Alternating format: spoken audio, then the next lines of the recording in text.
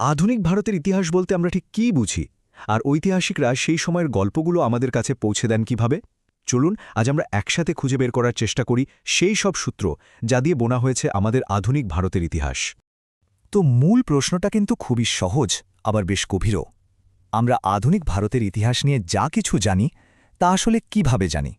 মানে কোনো দলিল, কোনো লেখা বা কোনো ছবির উপর ভরসা করে ঐতিহাসিকরা 18 বা 19 শতকের ভারতকে আমাদের সামনে তুলে ধরেন। এই প্রশ্নটাকেই সঙ্গী করে আমরা এগোব। তবে কোনো কিছু খোঁজার আগে জায়গাটা তো ঠিকঠাক চিনতে হবে, তাই না? এক্ষেত্রে আমাদের ঘটনাস্থল হল আধুনিক যুগ। কিন্তু এই আধুনিক যুগ বলতে ঠিক কোন সময়টাকে বোঝানো হয়? এর শুরুটাই বা কোথায়? প্রথমেই একটা জিনিস কিন্তু আমাদের মাথায় রাখতে হবে, ইতিহাসকে যে আমরা প্রাচীন, মধ্যযুগ বা আধুনিক যুগে ভাগ করি, এটা আসলে ঐতিহাসিকদের তৈরি একটা ব্যবস্থা। সময় তো নদীর স্রোতের মতো এক টানা বয়ে চলে, তার তো কোনো ভাগ নেই। এটা করা হয় শুধুমাত্র আলোচনার সুবিধার জন্য। এই ব্যাপারেই ঐতিহাসিক ডেভিড টমসন একটা দারুণ কথা বলেছেন।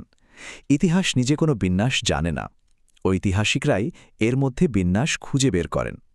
তার মানে ইতিহাস শুধু কিছু ঘটে যাওয়া ঘটনার সংগ্রহ নয়, বরং সেই ঘটনাগুলোকে সাজিয়ে একটা অর্থ খুঁজে বের করার চেষ্টাও বটে। দেখুন, ইউরোপে আধুনিক যুগের শুরু ধরা হয় 1453 সালকে, যখন কনস্ট্যান্টিনোপলের পতন হয়।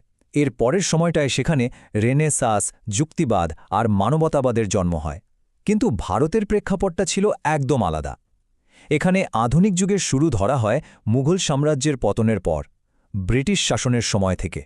আর এখানকার আধুনিকতার বৈশিষ্ট্য ছিল পাশ্চাত্য শিক্ষা, সমাজ সংস্কার আর জাতীয়তাবাদের জাগরণ।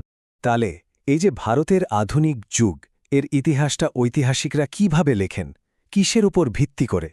চলুন এবার সেই সূত্র বা ক্লুগুলোই এক এক করে দেখা যাক। এখানে একটা মজার ব্যাপার আছে।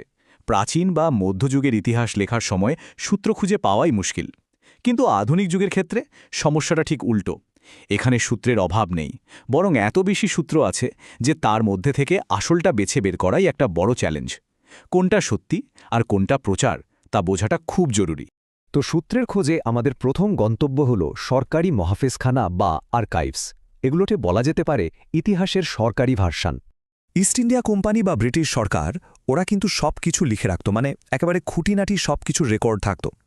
এই সব অত্যন্ত মূল্যবান দলিলপত্র আজও দিল্লির ন্যাশনাল আর্কাইভস অফ ইন্ডিয়াতে যত্ন করে রাখা আছে।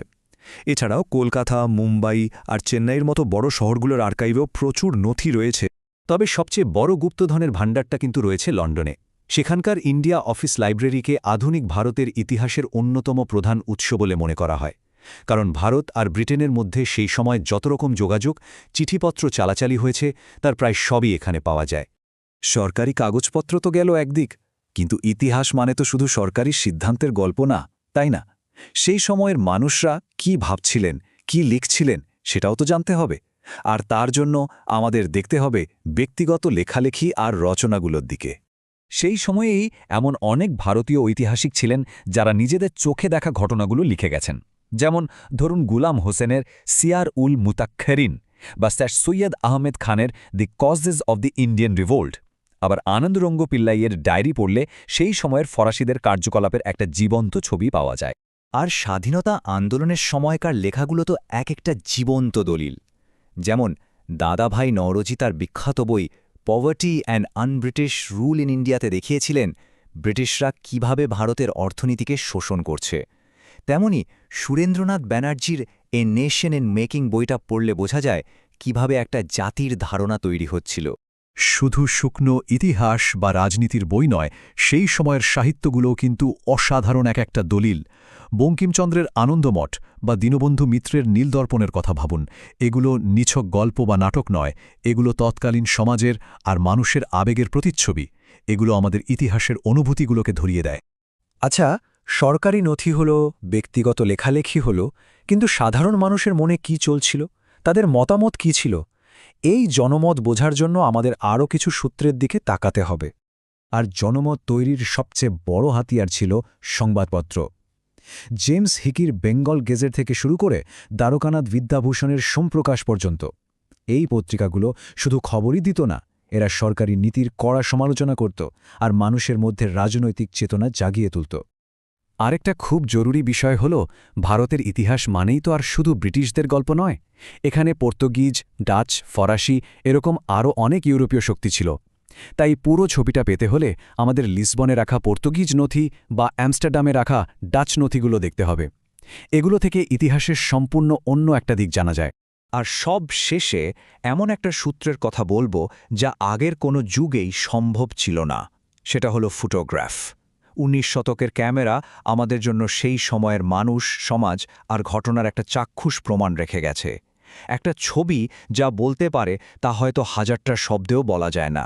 তাহলে বুঝতেই পারছেন কত রকমের সূত্র, কত ভিন্ন দৃষ্টিকোণ থেকে পাওয়া তথ্য জুড়ে জুড়ে ঐতিহাসিকরা আমাদের সামনে আধুনিক ভারতের একটা ছবি তুলে ধরেন। কিন্তু শেষে একটা প্রশ্ন মাথায় আসে। আজ আমরা যে ডিজিটাল যুগে বাস করছি, যেখানে প্রতি মুহূর্তে এত ছবি, এত লেখা, এত ডেটা তৈরি হচ্ছে, ভবিষ্যতের ঐতিহাসিকরা আমাদের এই সময়টাকে কিভাবে দেখবে? আমাদের রেখে যাওয়া কোন সূত্রগুলো তাদের কাছে সবচেয়ে মূল্যবান বলে মনে হবে? ব্যাপারটা কিন্তু ভাববার মতো, তাই না?